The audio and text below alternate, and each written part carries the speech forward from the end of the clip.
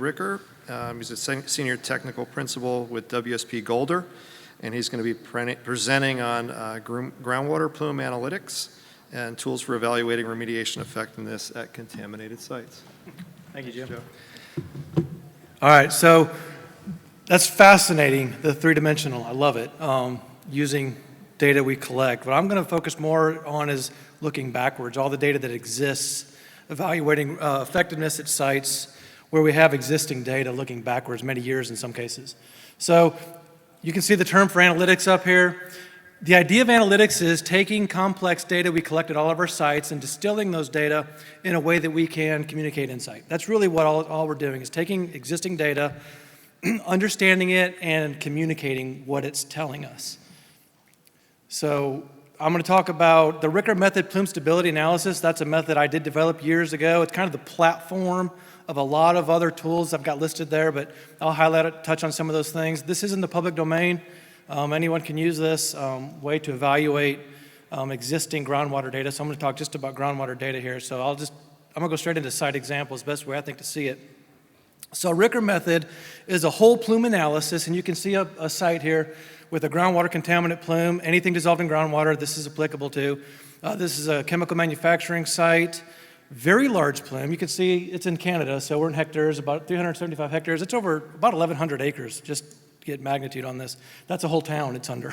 Very large, dilute plume. So the Ricker method is, we look at the metrics throughout the plume. So the areal extent, the footprint, a spatial integration over the size of the plume to get the average concentration. Those two can be combined with other constants to come up with a mass estimate or a mass indicator. And then you'll see the yellow cross in the middle is the center of mass. So what we'll do is do this for every single event. And as Jim alluded to, you can automate a lot of this type of work. Very easy to do. So we're going to look at every event through time to try and understand what is the progress of remediation at this site. And hopefully you could see that pretty clearly using existing data. The plume got smaller, right? That's hopefully pretty easy to see there. So what we'll do then is look at the trends in those metrics. So the area is on the top. And you'll notice since the offsite pumping started in 1998, it's about a 50% reduction in area. And one thing when you look at inside the plume, at the mass estimate inside the plume, it's significantly less. About a 99% reduction in mass, even though a 50% reduction in area. And that's a key thing I want to point out here. What happens on the periphery or edges of a plume very rarely describe or explain what goes on throughout the plume. I think it's very important to look at a whole plume analysis. The edges don't always tell the whole story. So look at the entire plume. Very strong decreasing trend here in the data. Hopefully that's obvious to see. And so the next thing we can do is look at the general movement of the center of mass at the site. So you can see these are color-coded. The darker colors are the earlier years. The lighter colors are the more recent data. And just to get a sense of the migration of the center of mass. And the groundwater flow at this site is to the southwest. And you can see the color variation there. Dark to light is almost to the northeast. And so that graphic on the right, that vector map over there, if you can imagine center of mass at one location, at the next event it's at a different location, connect those two with an arrow, mathematically that's a vector. And if we tie all those tails together, look at the vector movements over time, that's what that shows us, and that's a very stable signature. What I mean by that is the vector movements are all over the place. It's always random, but the net over time is up gradient shift. Pretty strong, stable metric for evaluating plume stability at a site, and again for progress, especially at this site. So the next tool that can be applied using this platform, the Ricker method platform, is looking at what I call spatial change indicators. So we're going to look at spatial changes through time using existing data. So to do that, we're going to compare every single plume map to some baseline event. So 93 is the baseline event here. The very next one is in the bottom left. If we subtract those from each other and look for spatial differences between them, anywhere concentrations decrease are in blue, anywhere they increase are in red. The gradational shading gives you the qualitative extent of increase or decrease respectively. And then you can also look at the amount of change. Notice the objective part on the top here. The area, concentration, and mass, the amount of change on a percent basis. We can also look at the magnitude of change between events. So all the red is an increase. We can see that in kilograms here. All the blue is a decrease, and we can see that. So just an incredible amount of information can be derived from existing data. So we'll animate this as well.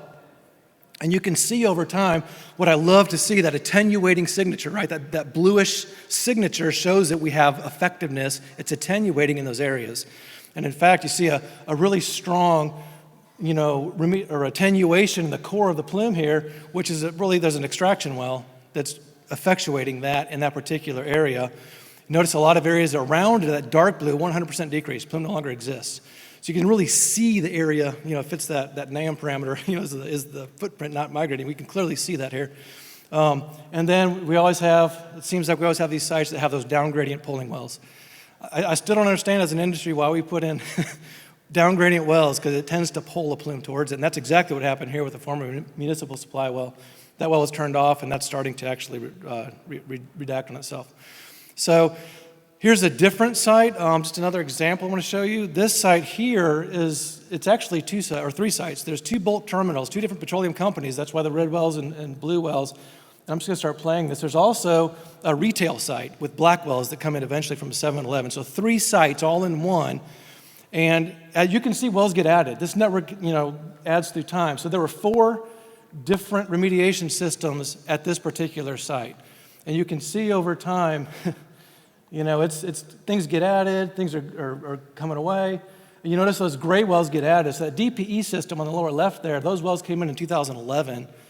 And you can see, what's going on inside the plume. So if I look at the entire plume behavior, again, look at the area on the top, pretty good decrease, but it's almost asymptotic. But look at the mass decrease. It's decreasing substantially over time, very, decreasing signature at this site. And so the center of mass for this site, pretty strong migration to the east. Well, at this site, the groundwater flow is to the west. Again, a very strong upgradient signature in the center of mass data showing, this plume's clearly stable, decreasing at that site. So let's say, I'll get to that in a second, the spatial change indicator on this site. Let me play this one here. So you'll notice right away on this one, we have this area of red. There's a tank farm there. And red is an indication of sourcing, or it's actually contributing to the plume. It's getting bigger. And you can see that initially in the data, but eventually it goes blue, indicating, they actually cleaned it up. This is a great tool for evaluating. We found dip tanks before at wood treating sites by looking at historical data, seeing where areas of red just kind of pinpoints to a source location. And it's all using existing data. That's what I love about this. I think it was said earlier, someone said, we listen to the data. Let the data tell us what's going on. Because this is all based on existing data that we all have in our files. So again, you'll notice the pretty strong reduction around that dual phase extraction system there. And even more than that, what if I want to evaluate just how that DPE system worked? So if I come back to this and I want to understand, how did it affect just in that particular area? We can draw any number of polygons and look at the changes just inside that polygon, any number of polygons in here. Again, the power of data, you can do as much as you want with this. This site we drew around 4 different remediation systems. Some sites we had as many as 15 different areas where we want to look at behavior inside a plume. So in this case, the DPE system, zoom in on it. In the early data, there were no wells out there. So there's really nothing going on. Notice wells were added. Plume didn't all of a sudden grow. Wells found mass, right? A second expansion there, you see that? And then from that point forward, it's pretty constant until 2011 when they started that dual phase extraction system. But that DPE system took it to 0 or near 0. Didn't rebound, that system was turned off. So this is a way to evaluate turnoff of that particular system, an eventual part of the overall site evaluation to get to a low threat closure. And this is a California site. So under the low threat closure policy, this site has been closed actually. So just again, different part of the site, different remedial systems, different behavior. And we should expect that, right? Different parts of the plume behave differently.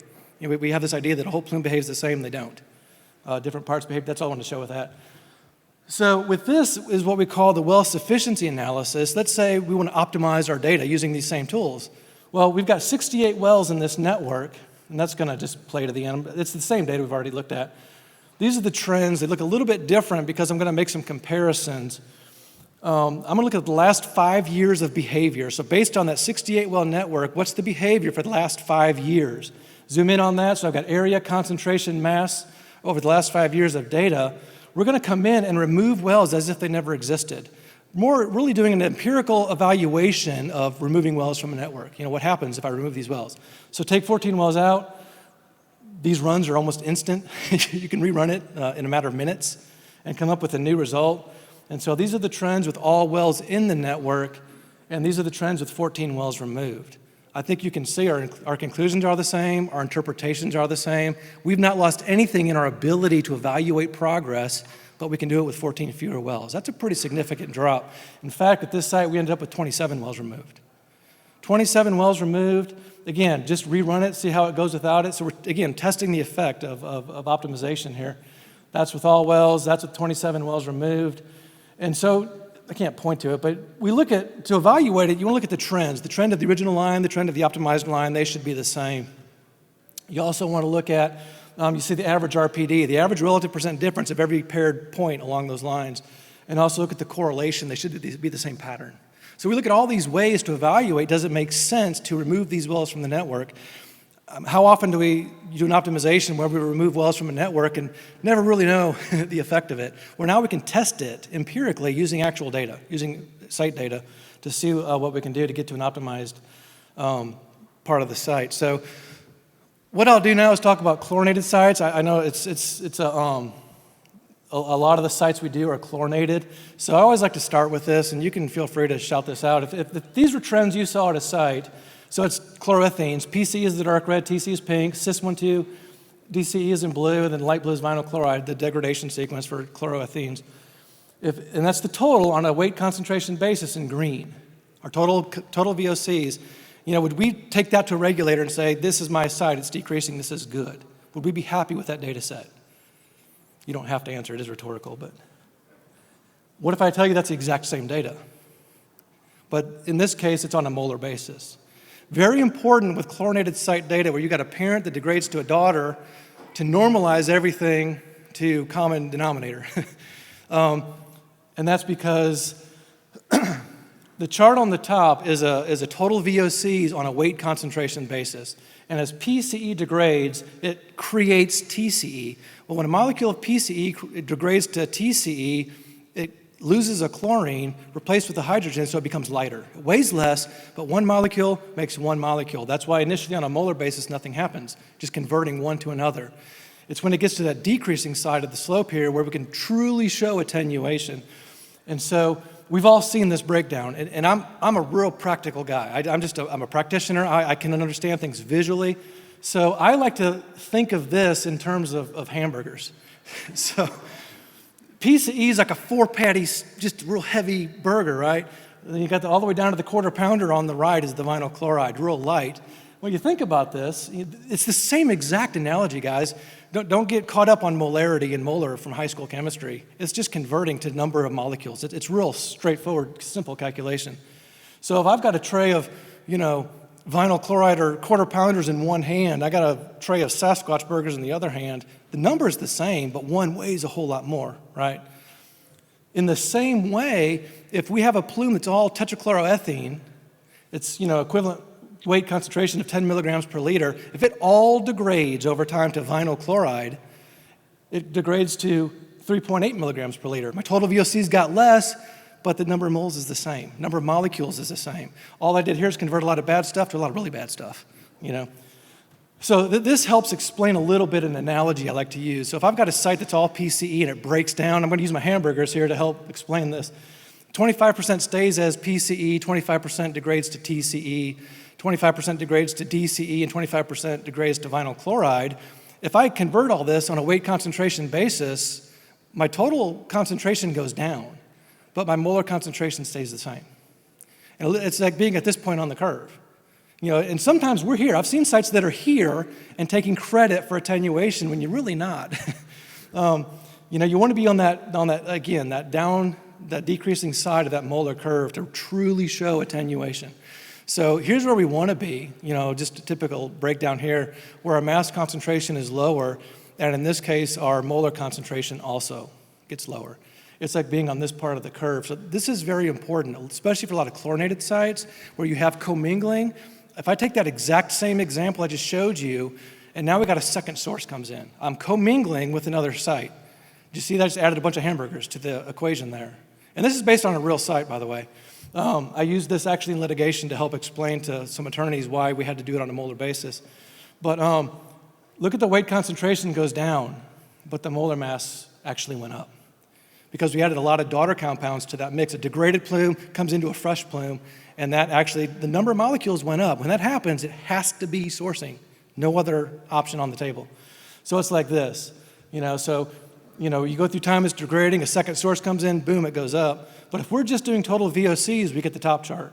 If we do total VOCs on a molar basis, we get the bottom one, and it really kind of highlights that you can see that. So I'm going to walk through a site example, a chlorinated site example. This is the Chemdyne Superfund site in Ohio. Long history of almost everything you could think of is out there. Chlorothenes, chlorothanes, chloromethanes, chlorobenzene, PCBs, metals. Just a recycling facility, lots of real mess out there. So they started pump and treat in 1987. We shut it down in 2015 to evaluate if M&A would be good. So we're doing M&A monitoring on a chlorinated site starting in 2015. Some of the key challenges you see there, I'll hit those as I go. So this is what the plume looked like in 87. All the red wells are extraction wells. You see them get added. I'm just showing you the total plume. Notice we're on a molar basis, concentration nanomoles per liter, total masses in moles. So we let this happen through time, and this is a lot of data. There's over 120 sampling events here. I'm just showing, and all this is done very quickly with all that historical data. You can compile it easily and see it, what's going on. So here's the site in 2015, and this is so routine, especially these older sites. We all have seen them. Man, that bad boy went asymptotic like 20 years ago, right? But we still do it because it's still recovering mass. We've got to keep going, keep doing it. That's the idea, or the mentality at least. So there's the data, just kind of zoomed in. Look from 2004 to 2014, it's pretty flat on the mass. It's just not changing at all. And you can see that to that point. So we turned it off in 2015, and now we're going to do, let it go under natural conditions, and instead of now total chloroethanes, I'm going to show you the individual plumes. So this is tetrachloroethane PCE from 2015 through 2020 data. Our initial analysis, though, was in 2018 when we made our case to actually do a permanent shutdown. So that's the data through time. Look at the shutdown data for PCE. It came up, which is typical, a parent compound. When you turn a system off, you de-stress the aquifer, so to speak. The mass comes up, but from that point forward, a very strong decreasing trend. And again, notice we're in pounds here because it's a single compound. We don't have to do a single compound on a molar basis, just use mass. Same thing with TCE. Again, let that play. You see we're in acres, micrograms per liter, and pounds on the total metrics there. Let that play to the end. I'll just go to the trends. And you can see for TCE, that looks really good, right? TCE is decreasing substantially in a natural, and I've seen this time and time again. I can't tell you how many times we've seen, especially chlorinated sites that have been pumping for a long time. Turning them off once a lot of that large mass has been removed actually tend to work better in a shutdown mode, letting that natural system take over, letting it go back to the more anaerobic environment, and letting the microbes do the tail end of the job here, because most of that mass that's left is residual, honestly. And the microbes can work a whole lot better than individual pumps, spaced 50 feet apart or something. So again, very strong decreasing trend in the TCE data here. So now we'll look at the Cis1,2 DCE. I've mapped it out to 5 micrograms per liter just to get apples to apples on concentrations, but you can see the middle where the MCL for DCE is, just to kind of map that. So look at the DCE trends. It's slightly decreasing through 2020, but look where it was in 2018. This had a lot of the project stakeholders on edge. I think we got stall because our DCE is going up. And I'm not going to go into that. There's a great way to look at this data I don't have time to talk about, but that it was increasing in 2018. So let's look at the vinyl chloride data. Here's the vinyl chloride plume, again, shut down from 2015 through 2020. And let that go to the end here. And that's the trend through 2020, but look what it was doing through 2018. So we've got daughter compounds that are being generated, that are accumulating, but we've got decreasing trend in those parents. So what I'm going to do, I'm just going to summarize it all in one slide here, make it kind of easy here. The first and foremost thing when looking for natural attenuation, we all know that first line of evidence, a demonstrated decreasing trend of contaminant mass. Well, we've done this on a control volume, not just individual wells, but the entire plume on a molar basis because we've got to account for those parents and daughters. That's a really strong decreasing trend, right? Very strong decreasing trend. Now look at the molar fraction on the bottom. These are plume-wide molar fractions, the fraction of each individual contributor to the plume. The fraction of PC is going down, the fraction of TC is going down, the fraction of DC is going up, fraction of vinyl chloride is going up. It's not a big deal if we have some accumulation of daughter compounds when the net molar mass is decreasing. That just means we have a really strong attenuating rate. So this together is a very strong reductive signature for the site. And showing this was able to get us over that hump to, very strong evidence for reductive dechlorination to get to that approval to an M&A remedy for this particular site. And again, even though we got accumulation of daughter compounds, it doesn't mean stall unless your molar mass is stalled out. If that molar mass is going down, that means they're attenuating faster than they're being generated on a totals basis. So I think I have one last thing. If we're doing chlorinated sites, especially if you're doing litigation support, and to Jim's point, visuals can be very powerful. And it's so easy to do with certain visuals. So here's a site with just some wells. That's just a site, put a box around it. So there's a chloroethene plume coming off this site, groundwater flow to the southwest there. And this was found many, many, many years later after operations in that particular building had ended. And the previous owners were, being pointed at for, hey, you got to pay for this cleanup of this particular plume. But if I look at the data from every one of those points prior to any remediation being done under natural conditions, what I'm showing you now are pie charts of just the relative molar mass of each of the contributors at each well. So the molar fraction. And one thing you notice, that there's some differences, right? You guys, I hope you see that. There's two things that really point to that what you see down gradient isn't from the site. And the first one is this. Those look degraded, don't they? Remember, PCE breaks down to TCE to DC to vinyl chloride. You see a pretty progressive reduction of TCE fraction, and you see the DCE is pretty predominant, and vinyl chloride. That looks like an older, degraded contribution that could have probably come from that site. That looks different. I mean, it looks different not just on a pattern basis. That looks new. That looks like TCE that is not degraded, doesn't it? Also, you'll notice the molar mass or the molar concentration goes up. So the highest concentration on site is 2,700 nanomoles per liter. It goes to 23,000 off-site. 2,900 hamburgers can't make 26,000 hamburgers, right? It's impossible. The only way to explain this is something else is contributing or causing to that down gradient. And it's not really degraded. And then we have areas of commingling, most likely in between. But really the data points very strongly that that is not the site. Well, whose is it, right? I mean, where's it coming from then is the next question. Well, I'm not going to go into it here, but when I come back to this, that was that TCE area that I said was, from the, looks different. There's also chloromethanes. So there's a carbon tetrachloride chloroform plume that takes up that space. That's a chloroethane plume, 1,1-TCA and 1,1-DCA, taking up that plume. So this starts to look like something else is contributing to this plume there. Remember, our plume sits up here. Well, at the end of the day, there's a sewer break that happened to be just south of this particular site, and that sewer drained an entire industrial area. Well, somebody else's junk is finding that sewer drain and contributing to that down gradient plume. But you can visualize that really easily using existing data, just putting the data up on the screen. So that's it. That's all I got. So yeah, thank you.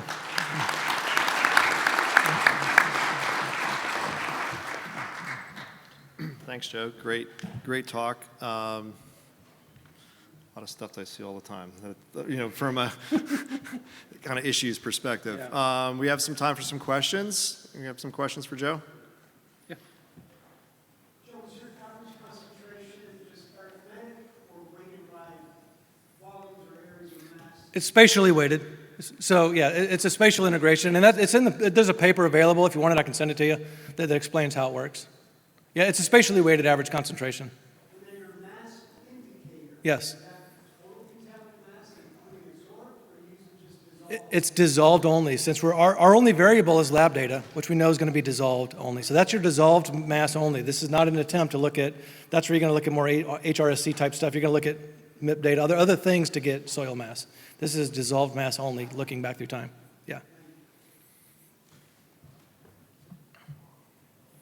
Any other questions? Yep, got it. What do you, I don't, could you elaborate? Mm-hmm. Well, if it was from the site in question at the end, that tenant or that client had stopped operations in 1966, so at least 50 years. And then the newer stuff, we don't know because it was, it could have been from any time. Yeah, so there's not time on that particular example, there's not. But one thing I didn't show is you can do, if you take those molar, the decay rate, like the mass in place rate, that's simply an attenuation rate in pounds per year, moles per year. Convert it, those are simply attenuation rates. So if that speaks to that data is typically available, attenuation rates of all the parent daughters. Add them up, the total should be decreasing. If that's the case, then it's truly attenuating. But yeah, the magnitude would be the actual rate, the slope of that curve. Yep. Any other questions? Otherwise, I've got a couple for you. Oh, okay. Now you let me get off. Huh? I'm just curious on the, when you're looking at, you're talking about an average RPD and the average correlation coefficients or percentages. What do you target for sort of a statistical number for negotiating with, say, an agency being viable? Very good question. Obviously, there's no guidance on this. I don't think anybody does this that I know of. So we try to get our RPDs less than 20%, which is pretty good. I mean, we accept that for lab data with duplicates, right? 20% is considered good. So we try to keep our RPDs generally less than 20, and then our correlation coefficient above 0.9 if possible. But you can see them, even a 0.8 is a pretty strong correlation. So it depends. Okay. And someone said earlier, I don't want to take away the fact, stats can only take us so far. Look at the patterns. Look at the trends together. And I think using that visual is powerful as well. Yeah. And then one other question or comment, that maybe you can make. So a lot of us do a lot of work in chlorinated solvents, and we're oftentimes using Van Kendall statistical software. And I've seen a lot of folks using Van Kendall, but not considering it from a molar perspective. Yeah. And they're generating, graphs and saying, well, there's an increasing trend because I've got daughter products that are increasing, but that's they're right, not. that's right. Can you maybe talk about, from a Van Kendall or statistical evaluation, the critical importance of looking at things from a molar basis, and how the agencies need to be thinking about things from a molar basis as well, because increasing cis or vinyl does not mean you don't have plume stability. So That's such a key point to make. You should expect concentrations of the daughter compounds to go up. If we are going to do reductive dechlorination, by definition, we have to generate daughter compounds. They should go up, right? But it's the total that matters. We could be accumulating vinyl chloride at 10 moles per year, but we might be generating vinyl chloride from degradation of DC at 20 moles per year. Well, if that's the case, the net is a decrease. But so often we don't take into account what's being generated. We only look at what's being accumulated. And so to the second point of that, on a well-by-well basis, you could generate DCE in this part of the site. It all shows up as vinyl chloride down here. If you're not in a control volume, you cannot account for all those mechanisms in all these discrete locations in wells. I think it's critical that we look at a control volume or a plume-wide approach to look at all of those sequences together, because it's the only true way, I think, to get a sense of the patterns in all those data. Anyway, so I think that's key to that. Definitely have to look at them on a molar basis, and I think it's also critical we look at it in a control volume, because I didn't go into that site, but you could see a lot of decrease of PCE in one well, a lot of increase in DCE in another well. And so, that well looks bad, but that well looks good, and our brains can't process that without a visual to see the mass. So anyway. Yeah. Great, thank you. Yeah.